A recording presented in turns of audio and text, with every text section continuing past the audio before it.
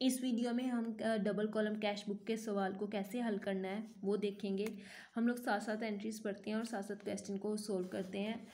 लेकिन पेपर्स के पर्सपेक्टिव से अगर देखा जाए तो सबसे पहले आपने एग्ज़ाम में अपना क्वेश्चन रीड करना है ताकि आपको पता चले कि वो एंट्रीज आप डेबिट करनी है या क्रेडिट करनी है। तो चलें हम लोग शुरू करते हैं।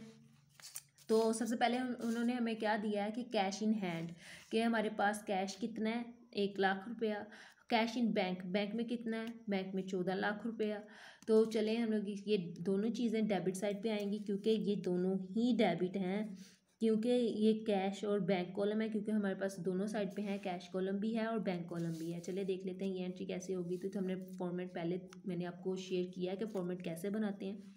तो पहली एंट्री हमारी क्या है, 2017 1 जन, बैलेंस ब्रॉट डाउन 1,00,000 रुपया बैंक में और 1,00,000 रुपया कैश और 14,00,000 रुपया बैंक में। नेक्स्ट एंट्री देख लेते हैं। 2 जनवरी को फिर उसने क्या किया, 2 जनवरी को उसने पेड सैलरी अदा की है, यानी कि जब उसने यहाँ पे उसने कुछ मेंशन नहीं किया कि कैश से की हैं या चेक से की हैं। लेकिन अगर ऐसी एंट्री आए तो हमेशा इसे कैश कंसीडर किया जाएगा। तो किससे अदा किए हैं, 80,000 रुपया कैश से। तो यहाँ पे क्रेडिट साइड पे क्योंकि हमारे पास से पैसे गए हैं, हमने पेमेंट की है, तो जनवरी 2 को सैलरीज 80,000 रुपया। नेक्स्ट एंट्री देखते हैं कि जनवरी 2 को ऐसे same day paid rent by cheque, उसने रेंट पे किया है। लेकिन ये दोनों इकट्ठी एंट्री नहीं होंगी, ये सेपरेट ही होंगी, क्योंकि यहाँ पे उसने सैलरीज पे की है और यहाँ पे उसने रेंट पे किया। रेंट उसने कितना पे किया, 60,000 रुपया, तो ये क्रेडिट होगा। ये भी क्रेडिट साइड पे क्रेडिट होगा। रेंट 2 तारीख को ही 60,000 रुपया कहाँ से गया, चेक के थ्रू किया है, तो ये बैंक से पैसे गए। नेक्स्ट एंट्री देख लेते हैं कि 4 जनवरी को उसने क्या किया, 4 जनवरी को उसने बोट गुड्स बाय चेक, उसने चेक खरीदा है। बोट गुड्स यानी कि उसने चीज़ें खरीदी हैं, परचेजेस की हैं उसने बाय चेक, तो चेक से की हैं, तो चेक का हमारे पास क्या हो गया, हमारे पास से पैसे चले गए, तो बैंक में से गए, तो ये क्रेडिट साइड पे होगा।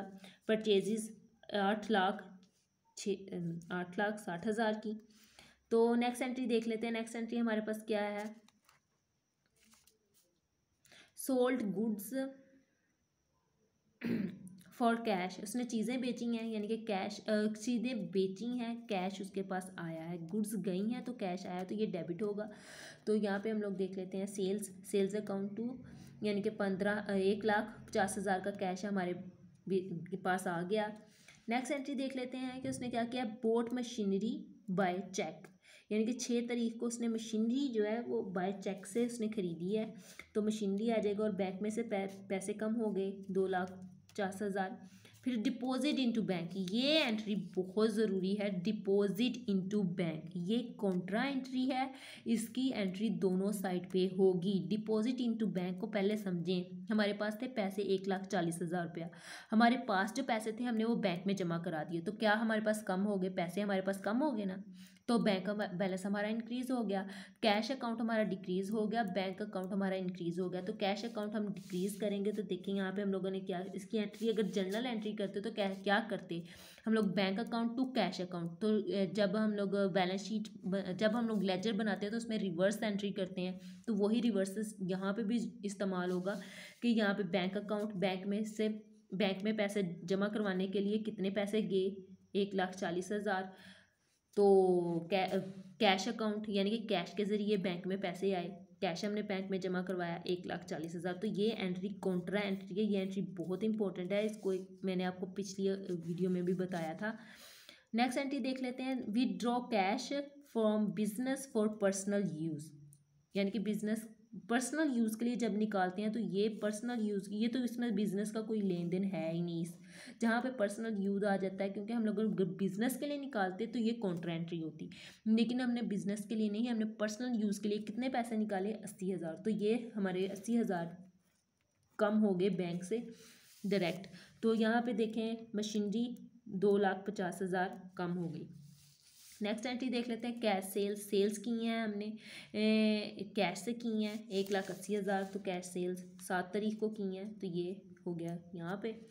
नेक्स्ट देख लेते हैं, नेक्स्ट एंट्री है withdraw cash from business use, यानी कि अब भी उसने कहा है कि बैंक से पैसे निकालने हैं, किसके लिए? बिजनेस यूज़ के लिए। तो बैंक से हमारा क्या हो गया? डिक्रीज़ हो गया। कैश हमारा क्या हो गया? इंक्रीज़ हो गया। तो ये भी रिवर्स एंट्री होगी यहाँ पे।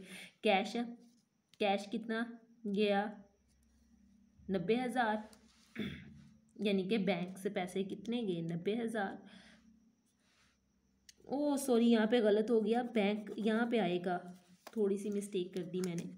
यहाँ पे आएगा, ये बैंक से पैसे कम हुए हैं ना, तो 90,000 यहाँ पे आएगा। 90,000 बैंक से कम हुए तो कैश हमारा इंक्रीज़ हो गया। देखा, मुझसे अगर मिस्टेक हो सकती है तो सारी बात है आप लोगों से भी हो सकती है। हम लोग इंसान हैं, गलतियाँ करना हमारी किस्मत में अल्लाह ताला ने लिख के भेजा हुआ है।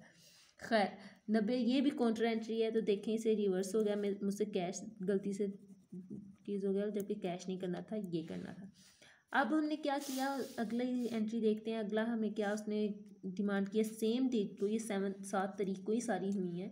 रिसीव बैंक इंटरेस्ट, हमने बैंक से इंटरेस्ट रिसीव किया जो कि है 6,000 रुपया। तो 6,000 रुपया यहाँ बैंक के अकाउंट में, हमारे बैंक में इंक्रीज़ हुआ है तो वो भी लिख देंगे। नेक्स्ट हम सब ने इसको टोटल किया, इन सबको टोटल करके इनमें से माइनस किया, तो हमारे पास क्या आया? हमारे पास आया 2,20,000 रुपया, यानी कि 2,20,000 रुपया अभी भी हमारे पास है, ये सब चीज़ें अदा करने के बाद भी।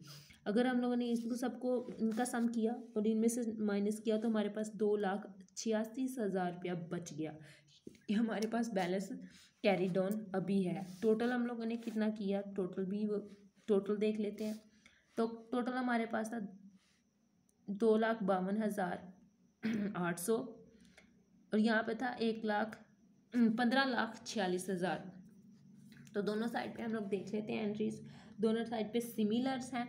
तो जब दोनों साइड पे सिमिलर हैं तो फिर बैलेंस कैरी डाउन भी लिखना, बैलेंस ब्रॉट डाउन, यानी कि जब आगे जो चीज़ें स्टार्ट होंगी वो यहाँ से होंगी 8 जन से, क्योंकि यहाँ पे उसने अगर हमें पूरे महीने का दिया होता तो नेक्स्ट महीने से होता, लेकिन नहीं, उसने हमें सिर्फ बैलेंस 7 तारीख तक ही दिया है, यानी कि 7 तारीख को उसने सारा अपना पूरे, फिर उसने वो तैयार की अपनी डबल कॉलम कैश बुक, तो उसके कैश कॉलम में ये बचता है। तो नेक्स्ट एंट्रीज हम लोग थोड़ी डिफ़िकल्ट करने वाले हैं। तो आई होप सो आपको ये थोड़ा सा समझ में आ चुका होगा ये सारा।